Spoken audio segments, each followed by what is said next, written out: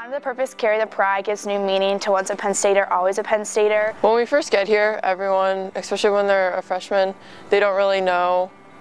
Like, they're thrown into a school where there's 40,000 people and they don't really know what to expect, know what to do. Penn State as a whole has the purpose of creating a quality education and quality experiences for all of those who pass through. Honoring the purpose is just like, why are you here? What are you getting out of your Penn State experience? We have our alma mater, we have mottos and mission, and while we're here, our role is to live out those mottos and live out that purpose. And after you graduate, you know, your Penn State family doesn't end, it just continues to grow. Pride is like one of the intangibles that Penn State gives to you. It's something that no other school really has, and it's really shown out through homecoming and other activities. We take passion and hard work and intelligence that we get from Penn State as a whole, as a university, out into our jobs, into different countries, just into different schools, things like that. Remembering who you are and how Penn State shaped you and how you need to hold your head up and be the best that you can be, because that's what Penn State taught you and that's the best lesson we can get.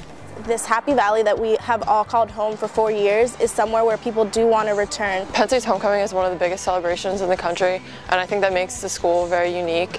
We're such a large university. We have so many students and alumni and faculty that sometimes it's hard to bring everybody together. We go out and we go to the homecoming parade, we go to the game, we go to the talent show, and we show that pride, we show that spirit. We all celebrate our love and spirit and pride for Penn State. There's always that common thread, whether it be that really long line at the waffle shop or waiting in East for a bus. I first joined homecoming just to get involved, and then I really fell in love with the organization. I really love Penn State, and I figured that joining homecoming would allow me to meet people who were just as passionate about Penn State as I am. I love the organization, I love the people that I met, so I mean, it was no question. The people that I met through that experience really have shaped who I've become as a Penn Stater, and as a member of HEC, I hope that I can do that for future generations of Penn Staters. Being on HEC, I just wanted to instill that pride in other people and to just carry on the tradition. I came to Penn State because of the pride that everyone has for our university,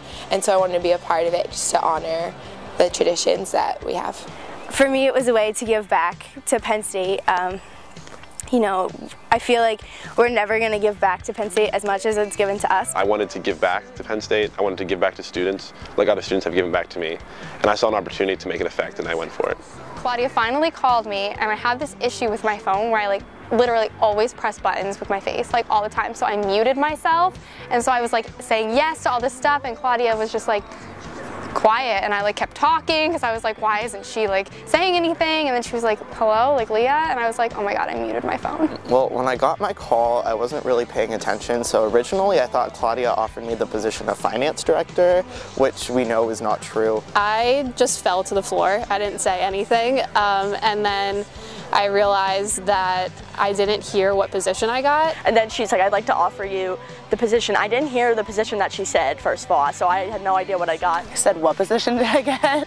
And then I just kind of had to take the moment in, because I'm not really good with speaking when big things are going on. I didn't know what position I got. I was like, wait, what director am I in again? Or I probably just said thank you and awesome and excellent. I don't know, I kind of black out during those. I was are you sure? Me? But then I was excited. I was just okay, thanks. And as soon as I hung up, I started to scream. I actually screeched into the phone, "Are you serious?" And I think I broke Claudia's eardrum.